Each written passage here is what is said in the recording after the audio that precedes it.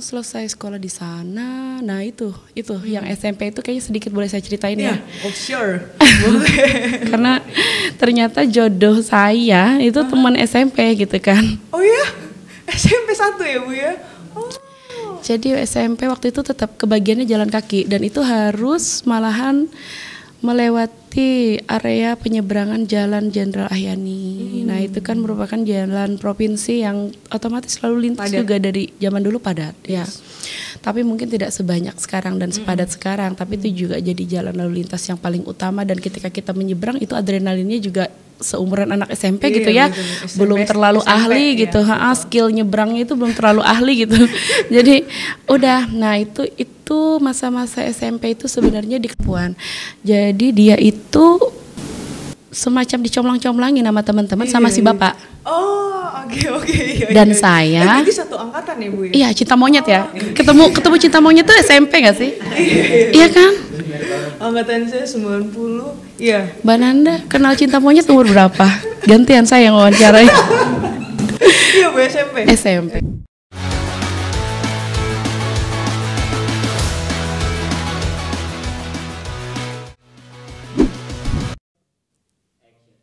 Assalamualaikum warahmatullahi wabarakatuh. Kembali lagi bersama saya Nanda Al-Humaira di podcast Pelita Insani, disponsori oleh Bank Syariah Indonesia. Kali ini di episode ke-10 kita kehadiran tamu yang sangat-sangat spesial. Yaitu hadir Ketua TPPKK Kabupaten Banjar, First Lady-nya Kabupaten Banjar, yaitu Ibu Haja Nurgita Tias, SPD MPD. Tepuk tangan semua. Hari ini kita kedatangan luar biasa juga audiens langsung di sini. Terima kasih sekali lagi, kita tepuk tangan. Yeay. Oke Ibu, selamat datang. Saya perkenalkan Ibu Nurgita Tias. Selamat datang Ibu. Terima kasih. Di Rumah Sakit Pelita Insani. Terima kasih sudah hadir. Apa kabar? Alhamdulillah. Di tengah kesibukannya kami mengucapkan terima kasih dan apresiasi yang setinggi-tingginya sudah menyempatkan hadir di podcast Pelita Insani. Nah, di episode kali ini kita pengen masyarakat Kabupaten Banjar, audiensnya YouTube dan Spotify Pelita Insani lebih dekat lagi dengan First Lady-nya Kabupaten Banjar nih. Nah, mungkin boleh ya Bu ya berbagi nih perjalanan Ibu sampai dengan di titik sebagai Ketua TPPKK Kabupaten Banjar. Nah, saya mungkin sudah baca sekilas dan kebetulan juga mungkin kita udah dari awal ya Bu ya, maksudnya beberapa kali sempat momen ketemu dan diskusi juga, sharing juga. I know she's the smartest person I've ever know juga. So mungkin boleh Ibu bercerita lebih detail lagi bagaimana perjalanan Ibu sampai ada di titik ini. Silahkan Ibu. Mulai dari mana nih?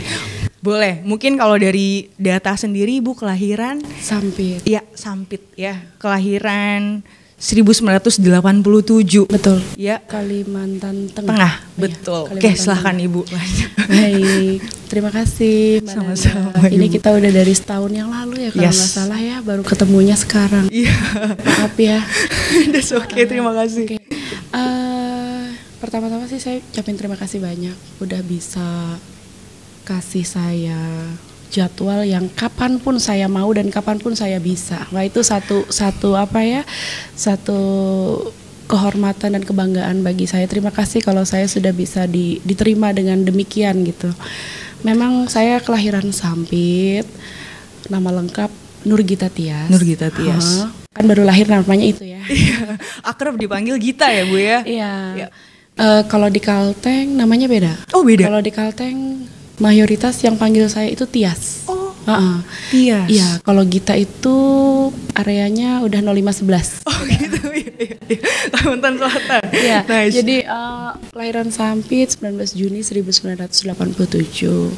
Tapi itu numpang lahir doang. Oke. Ya, jadi dulu itu tinggalnya di bantaran sungai ya, keluarga besar juga banyak di Kalteng, tapi notabene memang sukunya kita suku Banjar, ada Dayaknya juga, dan bapak orang Surabaya.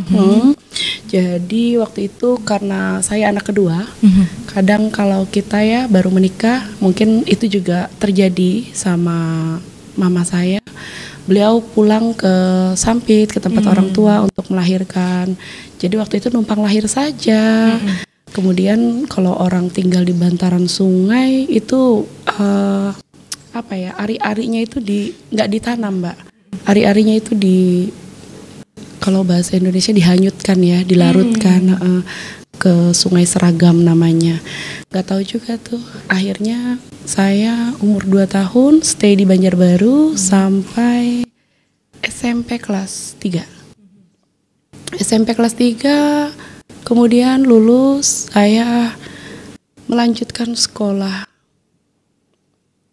SMA itu di Pangkalan Bun, di SMA 3 Pangkalan Bun, ke Kalteng lagi, Mbak. Oke. Ya, tapi Pangkalan Bun itu merupakan kota yang jaraknya sekitar 13 jam ya waktu itu, dan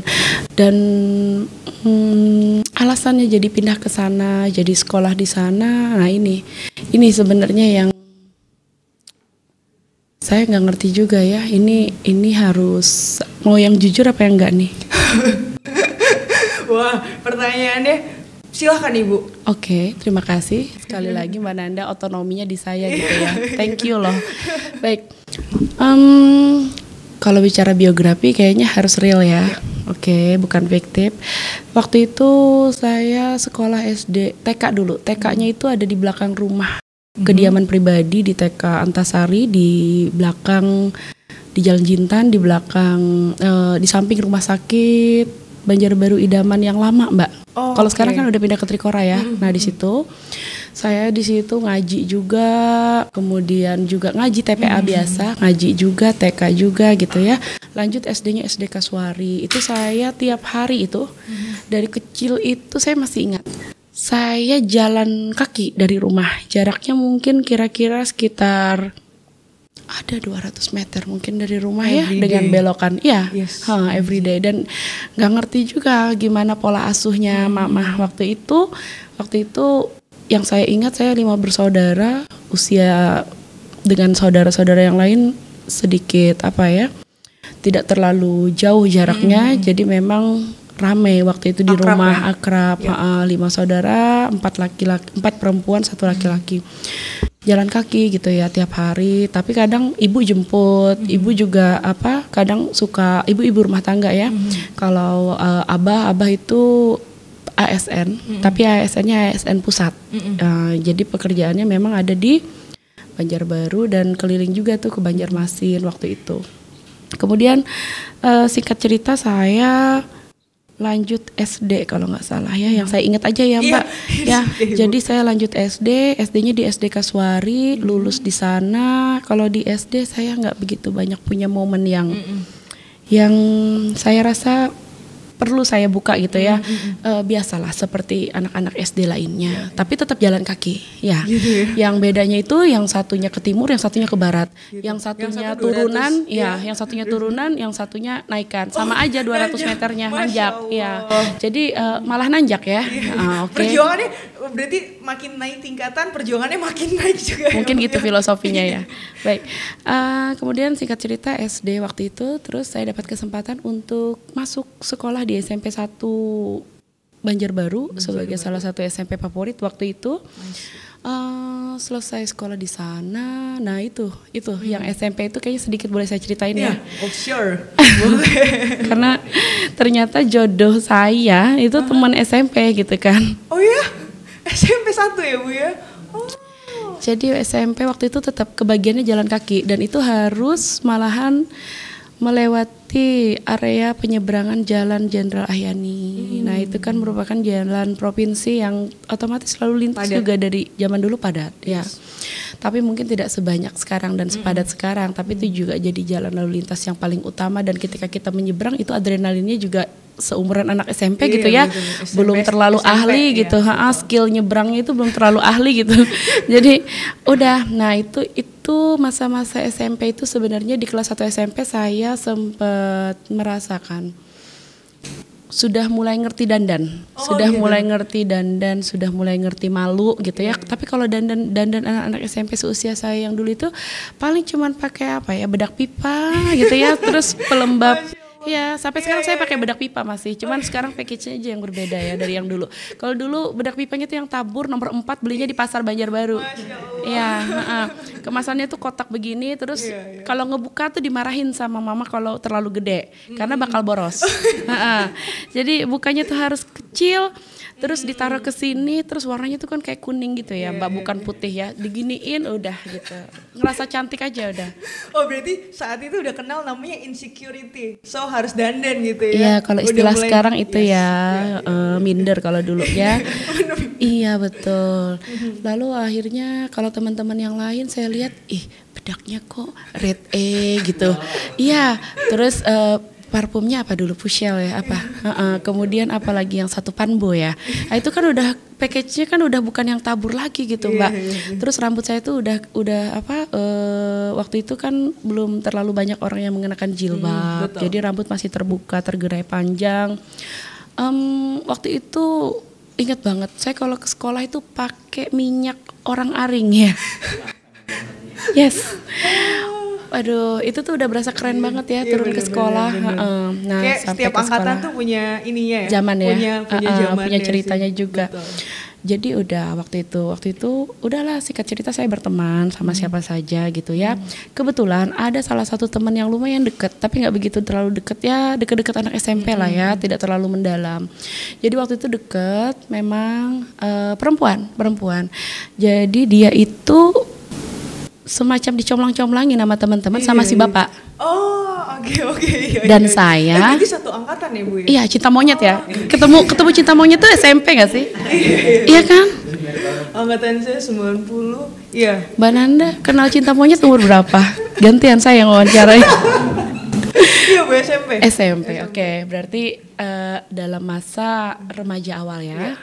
Oke. Pubertas juga laki-laki kebanyakan SMP, tapi kadang lebih dulu secara biologis perempuan ya. Oke. Lalu menstruasi dan lain-lain itu kan terjadi di usia kita SMP kebanyakan atau kelas 6 SD gitu. Jadi kemudian singkat cerita bapak juga punya teman gitu waktu itu. Saya sama temannya gitu. Iya, jadi dulu ingat gak sih kalau apa ya, rayu-rayuan ya namanya apa sih? Gak berani gitu SMP tuh pegangan badan tuh pikirannya takut hamil gitu loh. Padahal kan gak semudah itu juga hamil gitu kan. Jadi terus udah yang dibilang cinta monyet dan pacaran tuh ternyata versinya kita SMP waktu itu. Udah lihat-lihatan, nanti lewat depan kelasnya si someone itu kita lihat-lihatan gitu doang. Itu aja udah takut hamil waktu itu, jujur.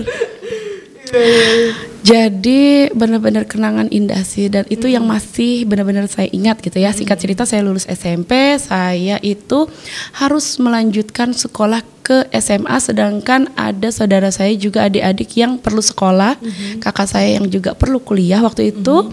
Tapi keadaan ekonomi keluarga sedang tidak baik-baik saja. Waktu itu bapak cuman abah itu ASN biasa saja gitu ya. Beliau itu pendidikannya juga cuman sampai SMEA, mama juga waktu itu cuman sampai SMEA, dan beliau itu masih tenaga honorer sekitar 25 tahun. Gitu.